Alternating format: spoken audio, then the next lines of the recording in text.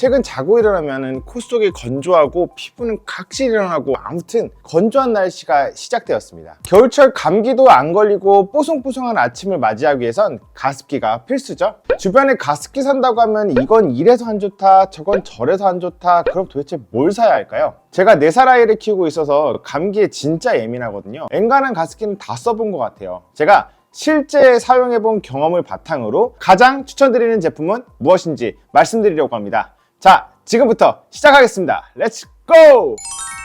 가습기는 대표적으로 3가지 방식이 있는데요. 머릿속에 아무래도 가장 먼저 떠오르는 것은 초음파 가습기일 것입니다. 작동 원리는 초음파를 이용한 건데 우리 안경집 가면은 안경 닦아주는 기계 보신 적 있으시죠? 여기다 넣으면 물이 막 진동을 하는 건데 같은 원리예요. 초음파가 물방울을 작게 쪼개주고 이걸 뒤에서 선풍기가 쭉 밀어줍니다. 이렇게 나오는 게 수증기인데 이게 바로 초음파 가습기의 작동 원리입니다. 작동 원리가 간단하기 때문에 저렴하기도 하고 분무량이 진짜 많아요. 그러다 보니까 가장 많이 찾는 제품인데요. 그러나 이때 물방울이 나가는 길에 세균이 있다면 그 세균을 품고 뿜어져 나올 수 있기 때문에 매일매일 청소해줘야 한다는 단점이 있습니다. 또한 밖에 나온 물방울이 증발하면서 주변의 열을 빼앗기 때문에 주변 온도도 낮아진다는 단점이 있습니다. 마찬가지로 기화식 가습기라는 게 있어요. 필터를 적시고 여기에 선풍기를 달아서 필터의 물이 자연 기화하는 방식을 취하고 있는 방식인데요. 우리가 흔히 빨래 건조대에다가 빨래를 말려놓는 거랑 똑같은 방식이라고 생각하시면 될 것 같아요. 자연 친화적인 방법이라고 해서 살짝 반짝이긴 했는데 필터 관리가 어렵고 가습 효과가 좀 제일 적어요. 그러다 보니까 개인적으로는 만족도가 가장 떨어졌던 제품입니다. 마지막으로 가열식 가습기입니다. 말 그대로 물을 끓여서 가열하는 방식인데 우리가 음식할 때 된장찌개 끓일 때 보글보글 연기 올라가잖아요. 그 가습이랑 똑같아요.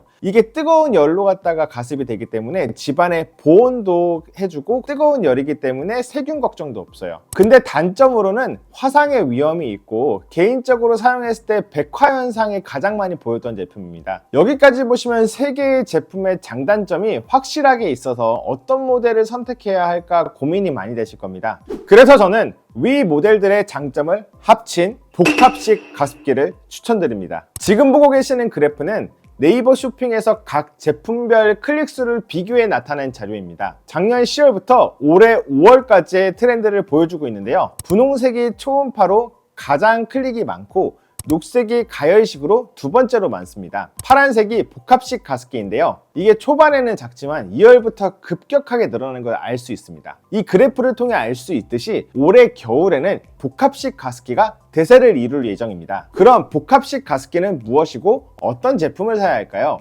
제가 추천드리고 싶은 제품은 바로 에디르 복합식 가습기입니다. 해당 제품은 초음파 방식과 가열식 방식이 합쳐진 제품인데요. 여러 업체에서 사용해보라고 연락이 많이 왔는데요. 에디르 가습기가 새로운 폼팩터이기도 하고 소비자 반응도 좋은 것 같아 한번 사용해보고 싶다고 말씀드렸습니다. 한 2주 정도 사용해보니 정말 괜찮은 제품이더라고요. 그래서 리뷰를 진행하기로 결심했습니다. 제가 어떤 점이 마음에 들었냐면 분무량이 정말 역대급입니다. 시간당 1.3리터의 물을 뿜어내기 때문에 가습이 정말 빨리 됩니다. 게다가 위로 1.8m 분출할 수 있는 출력을 가지고 있어서 요 앞만 가습하는 게 아니라 넓은 반경을 빠르게 가습시켜줍니다. 이 수증기를 만들어주는 게 바로 진동자인데요. 이게 보통 1개만 들어가 있어요. 근데 이 제품 본체를 보시면은 4개가 들어가 있습니다. 덕분에 많은 양의 수증기를 뿜어낼 수 있는데요. 이렇게 뿜어져 나온 수증기를 집중형 노즐과 분사형 노즐을 통해 적시적소에 맞춰 사용하면 좀 더 효과적으로 사용할 수 있습니다. 근데 제가 아까 초음파 방식은 2가지 단점이 있다고 말씀드렸죠. 첫 번째는 주변 온도가 내려간다는 것, 2번째는 매일 청소해야 된다는 것인데요. 해당 제품은 가열 방식도 채용하고 있기 때문에 물을 85도에서 95도씨까지 온도를 올려줍니다. 그렇기 때문에 세균 걱정도 없고요. 나올 때는 36도에서 40도로 따뜻한 형태로 분사가 되기 때문에 화상의 위험도 없습니다. 이미 눈치채신 분들도 있으시겠지만 해당 제품은 대용량이기 때문에 최대 15리터의 물을 담을 수가 있고 부피가 상당하기 때문에 청소하는 게 절대 쉬운 제품은 아닙니다. 이 제품은 뜨거운 물이 미처 잡지 못하는 세균까지 UVC LED를 통해 99.9% 살균하기 때문에 일주일에 한 번만 청소해도 된다는 게 정말 마음에 들었습니다. 기존에 사용하던 제품은 매일 아침에 물을 버리고 건조시키고 저녁에 퇴근해서 매일 세척해서 사용했거든요. 근데 이제는 일주일 내내 틀어놓고 주말에 한 번만 청소하면 되기 때문에 이게 진짜 편했어요. 요새 제품이 부품별로 분리가 돼서 구석구석 청소하기 편한 것은 뭐 기본인 것 같고요. 특히 물통의 넓은 쪽에 분리가 돼서 손이 들어갈 수 있기 때문에 통 전체를 청소하기 굉장히 용이했습니다. 개인적으로 본체 청소할 때 이 센스 하나가 정말 마음에 들었어요. 보통 본체 청소할 때 전자제품에 물이 들어갈까봐 이제 걱정돼서 제대로 청소 못할 때가 많잖아요. 위에 공기 배출구하고 아래쪽에 공기 흡입구, 여기에만 물이 안 들어가면 되거든요. 근데 아래쪽 같은 경우는 뒤집어서 물을 넣지 않는 이상 물이 들어가기가 힘든 구조고요. 위쪽에는 공기 배출구, 여기만 조심하면 되는데 여기를 막는 마개가 있어서 좀 더 안정적이고 적극적이고 깨끗하게 청소가 가능합니다.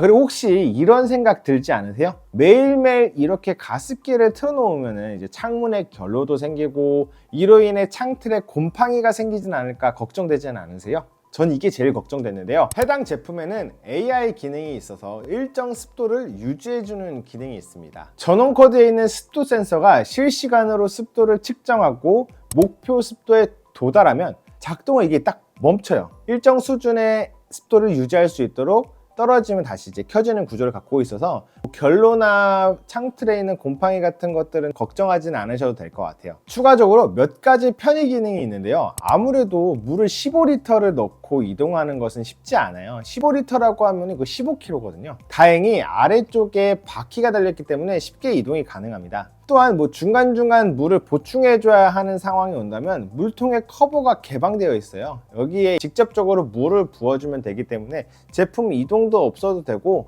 뭐 물을 보충하는 건 굉장히 편리하게 잘 디자인한 것 같습니다. 평소에는 이렇게 커버가 있어서 중간중간에 먼지가 들어가는 것도 방지해 주는 것도 참 센스 있는 제품이라고 생각이 되네요. 근데 이 부분에서 좀 아쉬운 게 있는데 필름 재질이라서 잃어버리기가 쉬워요. 그리고 사진처럼 이제 그릴 방식의 잠금 장치였다면 어땠을까 좀 아쉬움이 있었습니다. 그럼에도 불구하고 압도적인 분무량으로 뛰어난 가습 능력을 가지고 있고요. 가열 방식과 UV로 세균을 99% 잡아주면서 화상 걱정이 없다는 거, 요거 되게 커요. 그리고 일주일에 한 번만 청소해도 된다는 점, 요거 참 박수드립니다. 요거 진짜 매력적인 제품인데요. 가습력이 훌륭하고 매일 청소하는 게 부담스러우신 분들에게 에디르 복합식 가습기를 추천드립니다. 네, 오늘 영상은 여기까지고요. 오늘 영상이 유익했다면 구독, 좋아요, 댓글까지 부탁드리겠습니다. 저는 베리터였고요. 시청해주셔서 감사합니다.